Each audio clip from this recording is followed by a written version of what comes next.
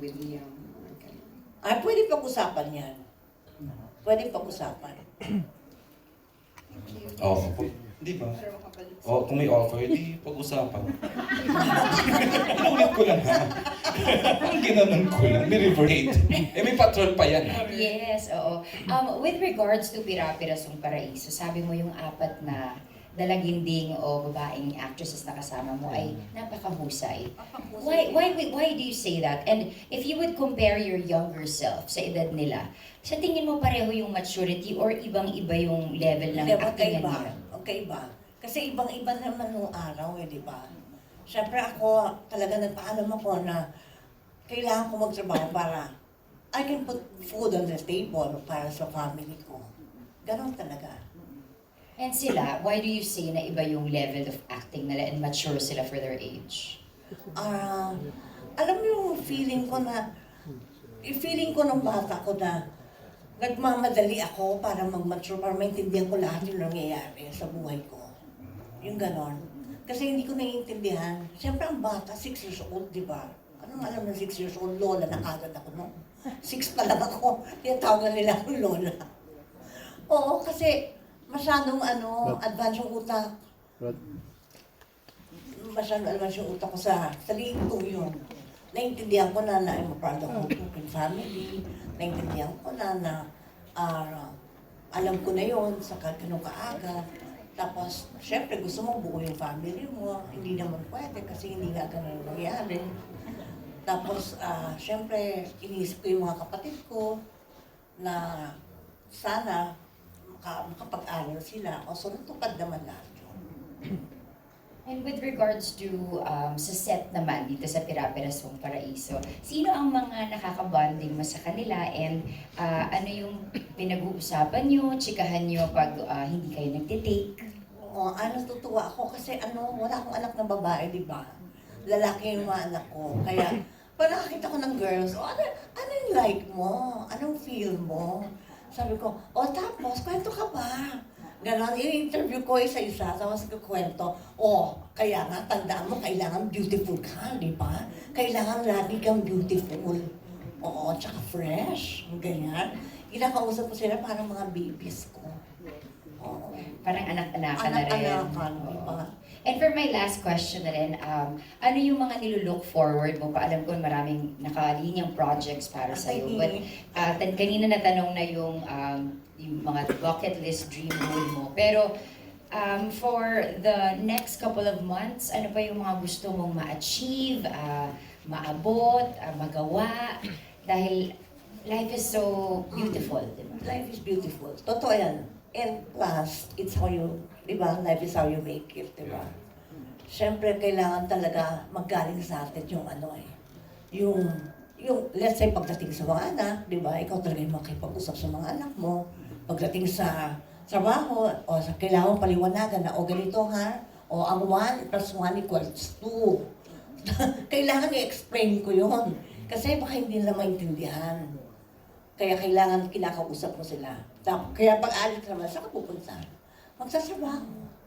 Tapos pag dumating ka na, ngayon ka lang. Ganon. Akala ko nga, pag may jowa ka lang, may ganon, di ba? Hindi rin pala, pag may anak ka, yun din ang tanong sa'yo.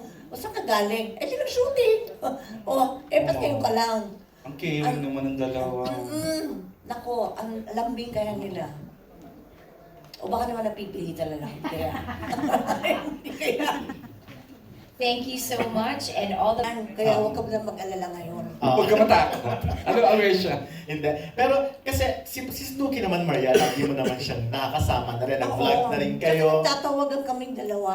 Pero kumusta kayo sa set? Kasi ngayon palang teaser pa lang parang ang tindi na agad eh. Ang ganda, ang daming dapat abangan sa inyong dalawa. At syempre sabi niya nga, humanda ka, di ba? Oo, sabi mo, manda daw ako. Yes. Kumusta kayo sa set ni Snooki? Ay, masaya kami. Diyos ko, wala kaming ginawa kundi mag-reminisce. True. Oy, iba na yung usapan namin. Ay, Sen, naalala mo ba yung ganito? Ang dahil kay Chuchu, ang mga sinasay. Sabi ko, paano mo mamaalala? Dahil kay tralala pa yun. Sabi mo. Sabi, hindi, alala mo to. Hindi naman pinipilit niya ako. Pero gamay niyo na, no, ang actingan sa isa't isa. Oo. So, wala na kayong mga matitinding rehearsal? Wala. Wala. Okay na okay ka rin dalawa. Ang ganda lang yung pagkasama together. Ayan, okay. Pero sa apat naman, kumusta yung experience mo sa kanila? Kasi parang tribute din talaga yung kanina eh. Parang for them talaga. And anong feeling pala pag sinasabing isang malaking karangalan na makasama ka, hindi Ano? namin makakalimutan habang buhay. Minsan hindi ko alam yung sasagot ko, nahihiya ako. Paano ba minsan magsagot, di ba? Nahihiya ako. In fact, doing this, hosting this, na ikaw, I'm so honored sila, attended a media ko na ikaw, nakaka-proud. Kaya There's a nga certain pride talaga sa amin. Being part of your, ganitong mga ganap mo sa buhay. So paano nga nagre-react pala pag gano'n? Hindi Kasi sila ko ba alam. nahihiya sila sa'yo? Ha? Sa set? Oo, nahihiya sila. Sabi ko, huy, huwag na kayong ganyan, hindi man ako nangangagat. Sabi ko, para matawa sila. Oo, hindi ko alam bakit ganun eh. Pero sa actingan, medyo natatakot ba sila matindi? For sure. Hindi. Ano mo, pag kinakausap ko sila, don't be intimidated. Sabi ko, don't be. Sabi ko, yan yung tatanggalin ko, no? Kasi makakasira yan sa acting. Isi-share ko lang to. I was in the set kaninang umaga with Direct Raymond Ocampo na hindi mo kasi alam to. Ay, hindi ko alam. Pinaghandaan ka daw talaga ng lahat ng makaka-eksena mo. Oo. Naghanda daw talaga sila. In fact, si Loisa na Bernadette take 2 yan, ha? Sobrang pinagkahandaan niya si Inay. Ninenervyos. May certain nervyos po sa mga, lalo na itong mga bagong kabataan na to. Pero talaga daw, ang ganda-ganda, nakatulong yung, they look forward to working with you. They came to the set prepared and ready, na takot na whatever, kung ano man. Pero, totoo. Pero kala mo lang na natatakot sila. There's a certain, tama yun na parang pride na nakatrabaho, naka-eksena ko ang Maricel Soriano. Correct. Parang ganun talaga na umabot na talaga lahat. No? Oo. Ngayon na kailangan maka-eksena si Kahit nung- Maricel at sobrang karangalan. Kahit nung days natin as reporters, di ba? Ma-interview ka sa isang Regal Entertainment. At pag hindi ka niya sinagot, charot. Alam mo na. Hindi. Masarap kausap si Maria before pa. Ito mga studio to, dito nagaganap yung mga interview natin kay Inay, di ba? Oo. At saka syempre sa Madaling Valencia, araw mga na. sa Valencia nung araw. Meron din dito. Dito rin marami. Yun nga, di ba? Nagiging tribute pag si Marisa Yung Lugaro. kanikwento yung tawa ko ng tawa na yung may nag-interview tapos andito na yung tape recorder. Makakain ko yan! Hindi ko makalimutan kasi ginungod ko na yung tape recorder. Ganun talaga. Ano kakainin ko yan? Isang press ko, nangingay ng ibang press. Kasi iba nagsasalita. Friend, sige. Hindi si Maricel. Naawa siguro si Maricel dun sa pinatahimik niya ang press. Tahimik lahat. Para lang pagbigyan ng... Ang Sabi sa'yo, daming ang daming anecdotes. kwento eh. But anyways, ayun nga, so balikan natin yung apat. So natatakot pero eventually nawawala yung takot after naman. True. Anong ginagawa mo? Tinatanggal ko yung takot nila kasi ayoko na-intimidate sila. Hindi maganda yun sa pag-acting nila. Correct. Mahihirapan sila. Sabi ko, huwag yung ma-intimidate. Isipin niyo, handa kayo lagi. Kaya kahit sino yan, kahit ano pa yan, gawin niyo yung dapat yung gawin. Ginagano. Okay. Hinahawakan mo daw yung kamay na relax. Okay. Relax. Relax. Kay Loisa yata yung happen. Last na silang apat. Proud na ako sa kanila eh. Okay. At least magagaling sila. Magagaling. Okay, thank you. Process, I'm a fan. Five decades ka na? 4 decades sa industry? 5, oo. Pero, hindi ka na I think, yung observation ko, hindi ka, ang tag dito, naano ako sa'yo sa presence mo eh. Oh my God, that's cute. Napakataray, pero na. God! The taming of the shrew. Hello! Pero ito na, dito, hindi ka natenga kasi yung ibang mga artista parang, di ba, parang hindi sila naka-adapt sa dynamics ng bagong taping, di ba, yung mga ganon. Parang ikaw, well-adjusted ka. What's the secret? Walang secret. Mm. Tinanggap ko lang yung totoo. Mm. Tinanggap ko lang yung lahat yung totoo.